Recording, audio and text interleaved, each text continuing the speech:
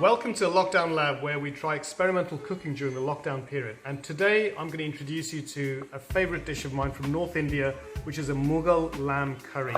The Mughals invaded India in about 1500 and they left behind rich culinary culture. So today's dish is lamb, is the main part of our dish. And we're just stabbing the lamb at the moment so that the marinade can work its way in.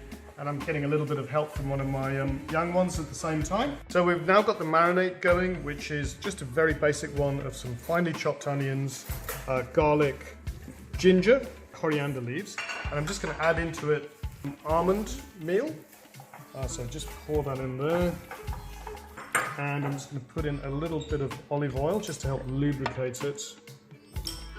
Then we put the lamb in, some finely ground coriander,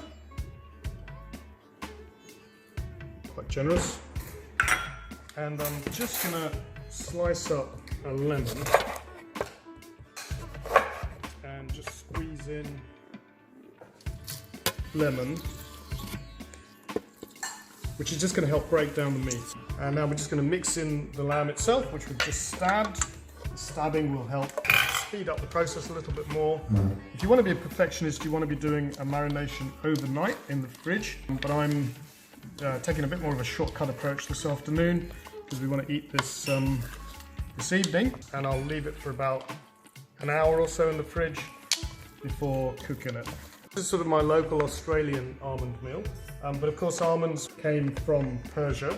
Persia, of course, is a real centre for fruits and nuts such as almonds, pistachios, dates. I'm just being generous with that because I want this dish to really have that rich, nutty subtlety to it. Later on we're also going to use coriander seeds, which we'll use in the curry itself. This amazing Persian ingredient, saffron. And what I've done here is I've just taken a few strands of saffron and just dipped it in some milk. And over the course of the next couple of hours, that's going to become, you can see it's changing colour already. That's just turning the milk into a deep yellow colour. And some almonds, whole almonds as well, which we'll put in later. And finally here we've got some lovely aromatic cloves and cinnamon stick as well, which we'll all put into the curry later. And this is just a hot pan, no oil, and we're just going to let the seeds roast on that for a few minutes.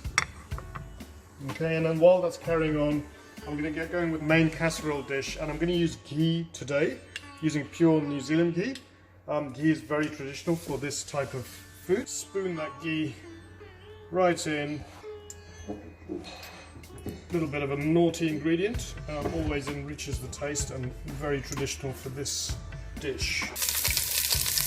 Into the ghee and some cardamom. So I've just opened them up a little bit to help the flavour from the cardamom come out. A small number of cloves, cinnamon stick, and a little bit of salt. Into this mortar and pestle dish, and I put some ghee in there as well as I start grinding it. And the onions are browning up, just done a little bit too much, but it's okay. And it's got that lovely aroma that the curry's going to have coming out already because of the cloves and the cardamom and the cinnamon. The lamb's been marinating now for about 2 hours, and as you can see, it's just ready to go straight in. Lovely.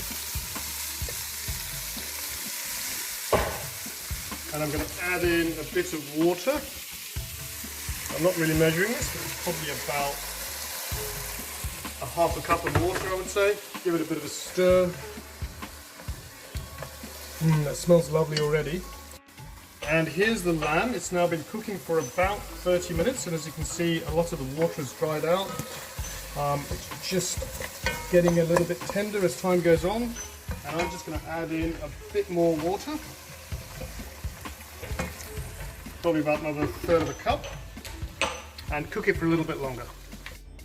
While the lamb is simmering away, I'm just doing a bit of work on my coriander seeds, so just come down here and have a look. These were the seeds that we crushed earlier with the pestle, and now we're just crunching them down a little bit more. So just as it cooks, take a teaspoon and take your cloves and your cardamom pods out. Flavor's cooked in by now, but you don't want people biting into them when they're eating because it will just give them a really strong taste. Transferring rice into my serving dish. Just stop. Reusing some of the cloves and cardamom. Just planting it inside the rice, just 1 or 2 pieces to give the rice a bit more flavour. And you saw the saffron that we had at the beginning. So the saffron's now, look at how that's really yellowed up the milk and the water. Just heated that up and I'm just going to drizzle that in across the rice like that. Look at that. Just randomly drizzle it in. Just to give that rice 30 minutes later and that's really browned up. I think it's almost cooked, which is I'm going to add some garam masala, and this is just to enhance the spicing. It goes in right towards the end. To add to the decadence of this dish, I'm going to add in cream, or a cup of cream if you like. I'm using double cream here, and then we're just going to fold that gently into the lamb. Look at that. Ooh, looks beautiful. Very decadent. Just like the Mughals would have liked. The green bits are coriander, so I just sliced up some coriander stalks and put them in as well. So this lamb is now absolutely cooked. This is about another 20 minutes later and the cream's really worked its way in, as you can see, just bubbling away, and the lamb is tender and soft. So it's now time for us to plate up. So here's just a generous portion of lamb.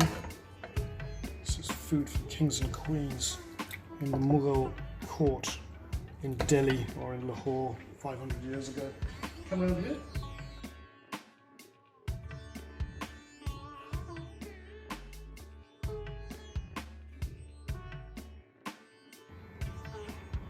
There we go. So, voila, we have Mughal lamb curry coming to you from Lockdown Lab, cooked in about 2 hours.